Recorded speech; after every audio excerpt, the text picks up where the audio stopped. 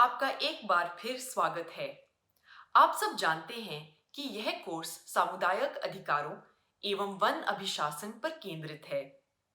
यह मॉड्यूल वनों को नियंत्रित करने वाले कानूनों के बारे में है और इसके पहले लेक्चर में हमने जाना कि सरकारें इन कानूनों के माध्यम से वनों को कैसे नियंत्रित करते हैं, जिसकी वजह से इन वनों पर समुदायों अथवा व्यक्तियों के अधिकार कैसे सीमित तथा प्रतिबंधित हो जाते हैं। हमने इस बात पर भी चर्चा की कि ब्रिटिश सरकार ने तथा स्वतंत्र भारत की अब तक की सभी सरकारों ने वनों का इस्तेमाल किस तरह अपनी प्राथमिकताओं के हिसाब से किया है। इस लेक्चर में आप उन कानूनों के विषय में जानकारी हासिल करेंगे जिनके द्वारा सरकार अपने अधिकार क्षेत्र के अंदर पड़ने वाले जंगलों का नियंत्रण करती हैं। भारतीय वन अधिनियम सरकार को कई किस्म के अधिकार प्रदान करती है, जैसे कि आरक्षित क्षेत्र में समुदाय के कुछ अधिकारों को मान्यता देना, मतलब कुछ किस्म की गतिविधियों को अनुमति प्रदान करना, तथा संरक्षित क्षेत्र के अंदर कुछ अधिकारों को सीमित कर देना, मतलब किसी किस्म की गतिविधियों पर प्रतिबंध लगा देना।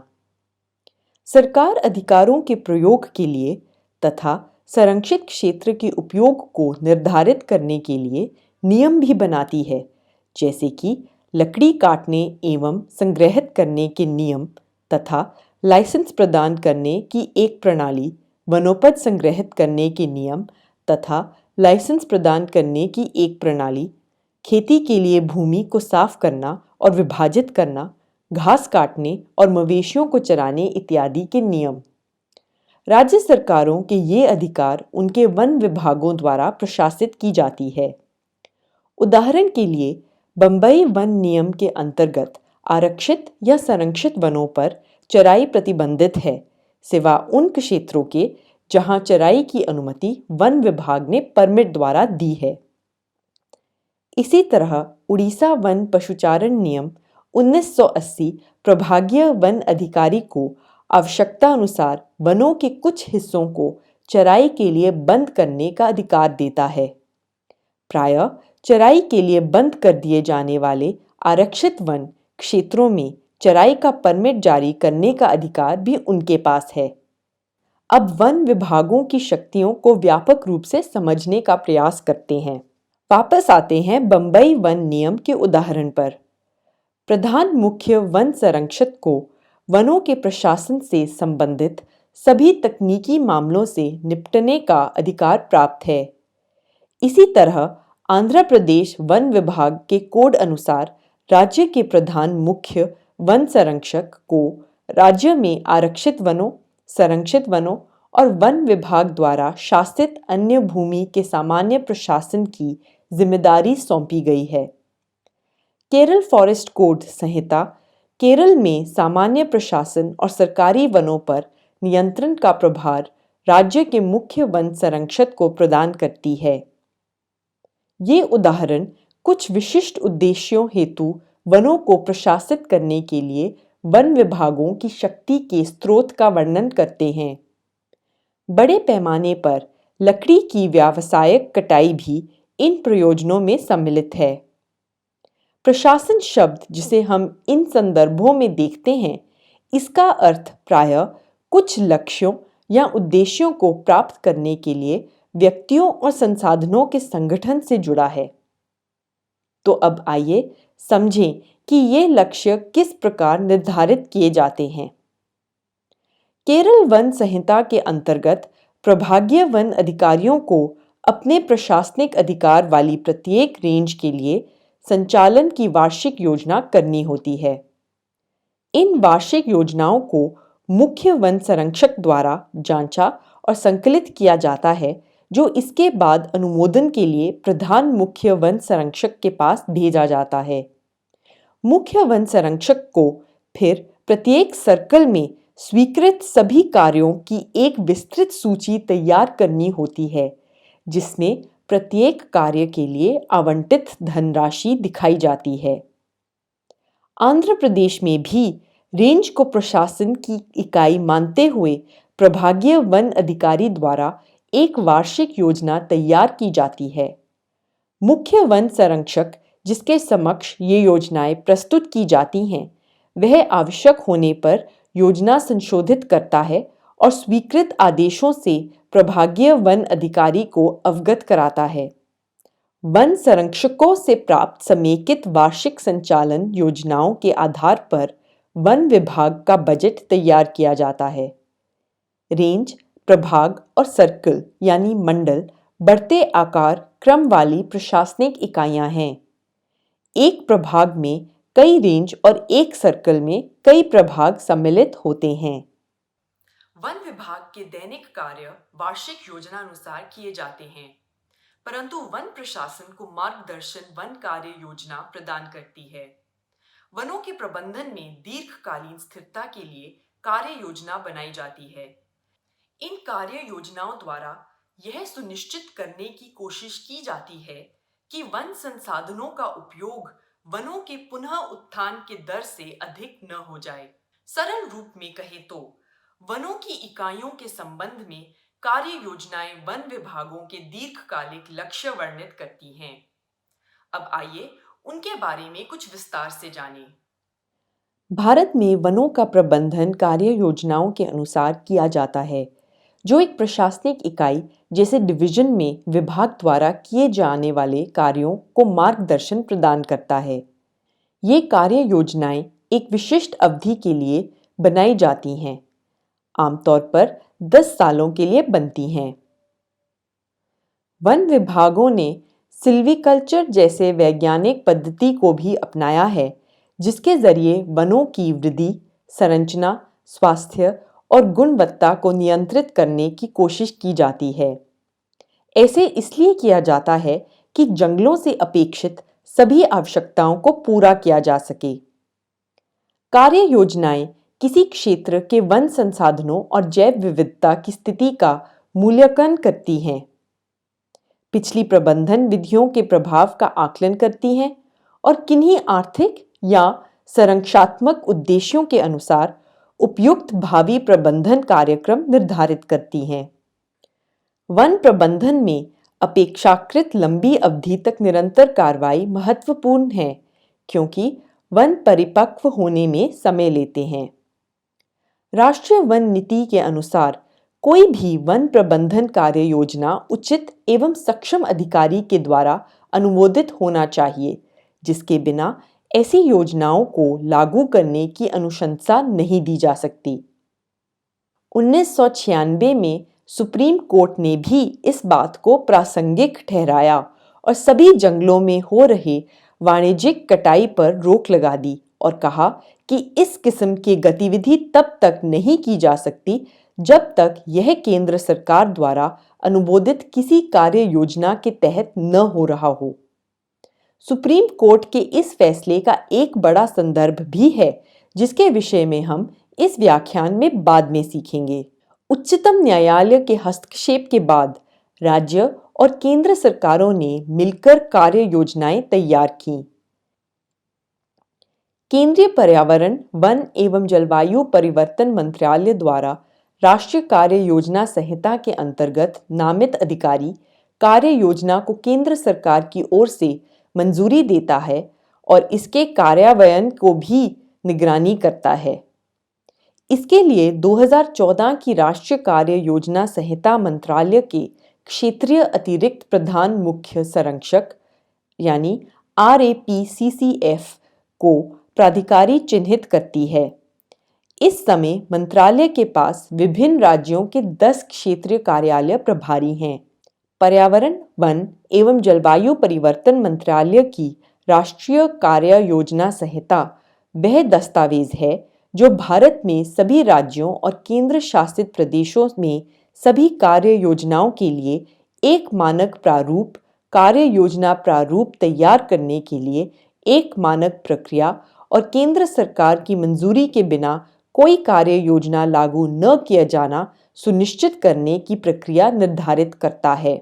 कार्य योजना तैयार करते समय राज्य के वन विभाग का कार्य योजना अधिकारी कहलाने वाला अधिकारी क्षेत्र का सर्वेक्षण और मानचित्र अंकन करके उस क्षेत्र में प्रचलित जलवायु और मृदा और अन्य पारिस्थितिक कारकों और उस क्षेत्र हेतु अधिकारों के अभिलेख तैयार करता है। सुदूर संवेदन यानी रिमोट सेंसिंग, जीआईएस और जीपीएस जैसे उपकरणों का उपयोग किया जाने लगा।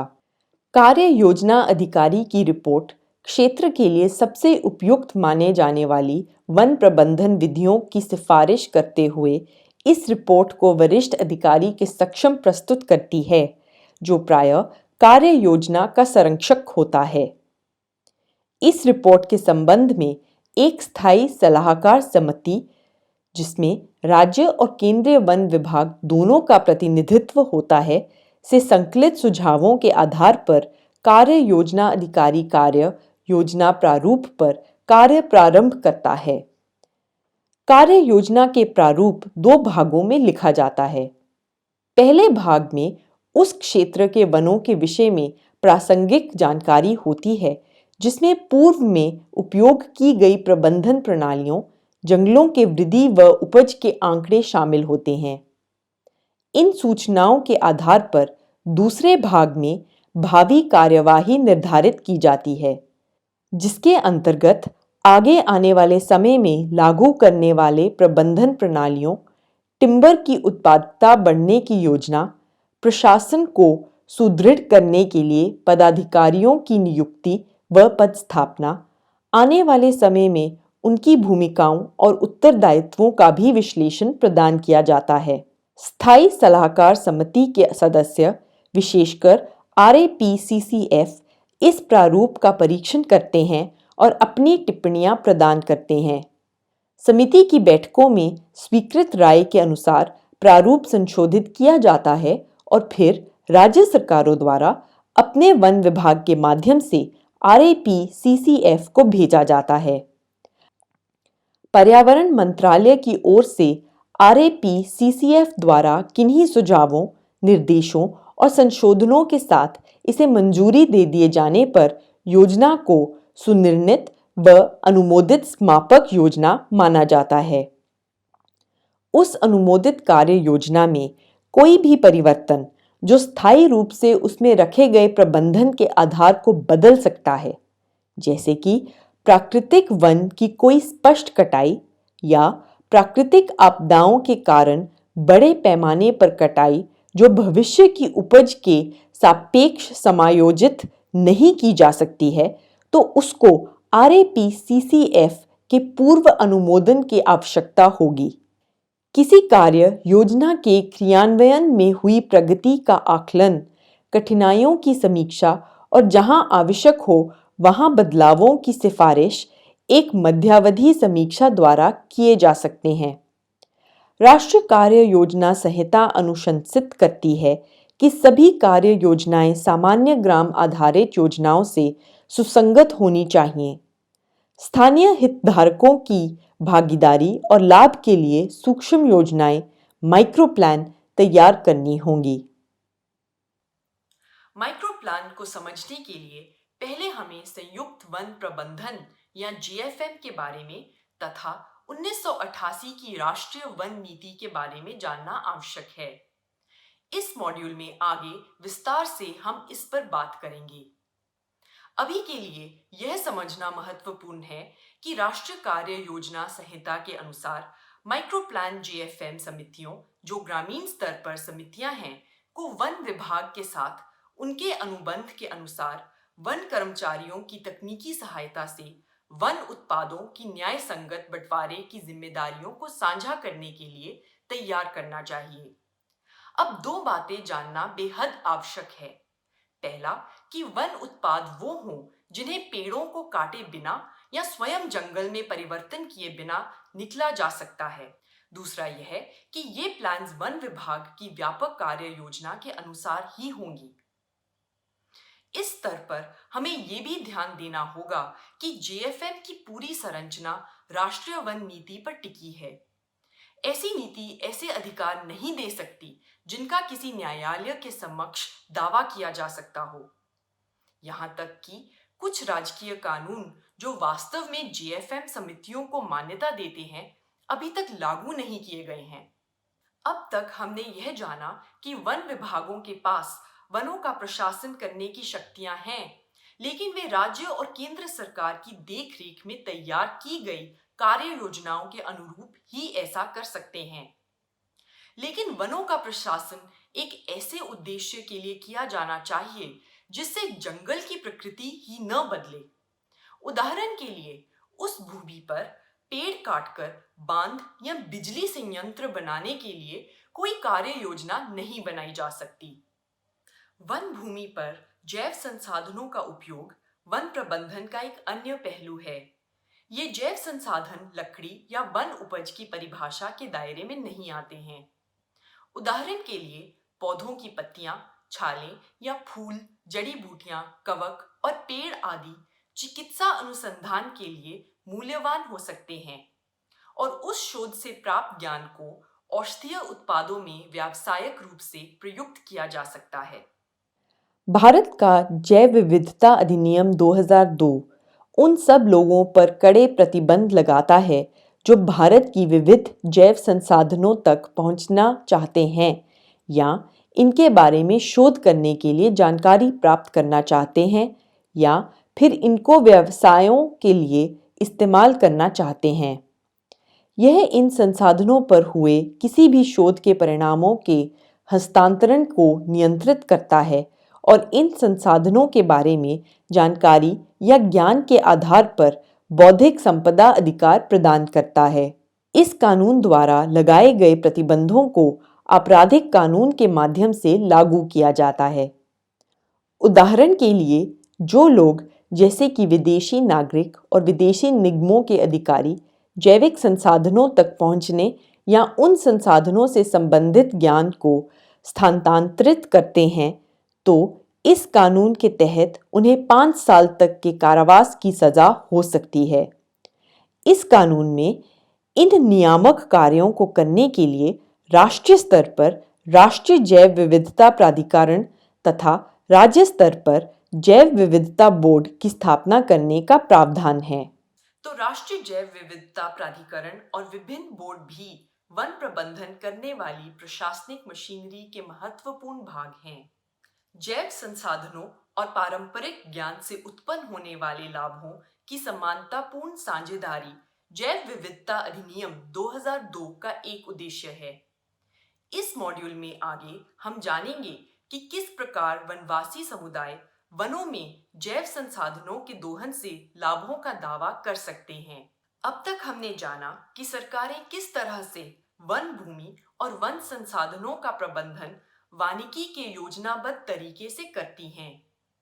लेकिन सरकारों को वन भूमि को पूरी तरह असंबद्ध उद्देश्य के लिए परिवर्तित करने का भी अधिकार प्राप्त है, अर्थात भूमि का उपयोग ऐसे उद्देश्यों के लिए किया जाना जिनका वानिकी से कोई वास्ता नहीं होता। वन भूमि का उपयोग ढांचागत परियोजनाओं जैसे कि बिजली संयंत्रों और सड़कों, खानों और यहाँ तक कि विकास परियोजनाओं जैसे कि स्कूलों और अस्पतालों के लिए भी किया जा सकता है। आइए अब जानें कि वो कौन से कानून हैं जिनके तहत सरकार को ये अधिकार प्राप्त हैं कि वे वन भूमि का परिवर्तन गैर वन उद्देश्यों के लिए कर सकें। वन संरक्षण अधिनियम 1980 के अंतर्गत निम्न के लिए केंद्र सरकार की मंजूरी आवश्यक है, जो इस कानून के अंतर्गत गठित वन सलाहकार समिति की सलाह पर कार्य करेगी। पहला, वन का गैर वन उद्देश्य हेतु उपयोग करना। दूसरा, आरक्षित वनों का अनारक्षण। तीसरा, उद्योगों और व्यक्तियों को वन भूमि पट्टे पर देना डाइवर्जन कहलाता है। और चौथा, पेड़ों की स्पष्ट कटाई जो तब होती है जब किसी क्षेत्र के लगभग सभी पेड़ समान रूप से कट जाते हैं। कानून स्वयं किसी गैर वन गतिविधि या वन भूमि के अनारक्षण को प्रतिबंधित नहीं करता। वनों के उपयोग हेतु इनमें से कोई परिवर्तन स्वीकृत करने से पहले इस कानून के हिसाब से केवल यह आवश्यक है कि ऐसा कोई निर्णय लेने से पूर्व राज्य सरकारें केंद्र सरकार से अनुमति लें। गैर वन उद्देश्य का अर्थ है कि किसी वन भूमि या वन भूमि के किसी भाग को विभाजित या साफ करना निम्न उद्देश्यों के लिए। पहला, चाय, कॉफी, मसाले, रबर, पाम, तेल वाले पौधों, बागवानी वाले पौधों और औषधीय पौधों की खेती। दूसरा, पुनर्वनीकरण, जो कि वृक्ष रहित वन क्षेत्रों में वृक्षारोपण होता है के अलावा कोई अन्य उद्देश्य, लेकिन इसमें वन और वन्यजीव के संरक्षण, विकास और प्रबंधन से संबंधित या सहायक कोई कार्य सम्मिलित नहीं है।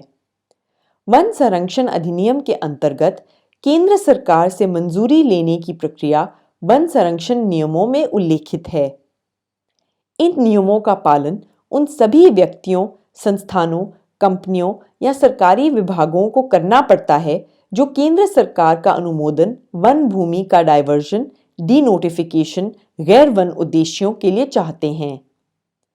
केंद्र सरकार के पर्यावरण, वन और जलवायु परिवर्तन मंत्रालय के पास विविध राज्यों और केंद्र शासित प्रदेशों से गैर वन उद्देश्यों के लिए वन भूमि परिवर्तन प्रस्ताव पहुंचते हैं। इनकी जांच के बाद इनको स्वीकृत या अस्वीकृत किया जाता है।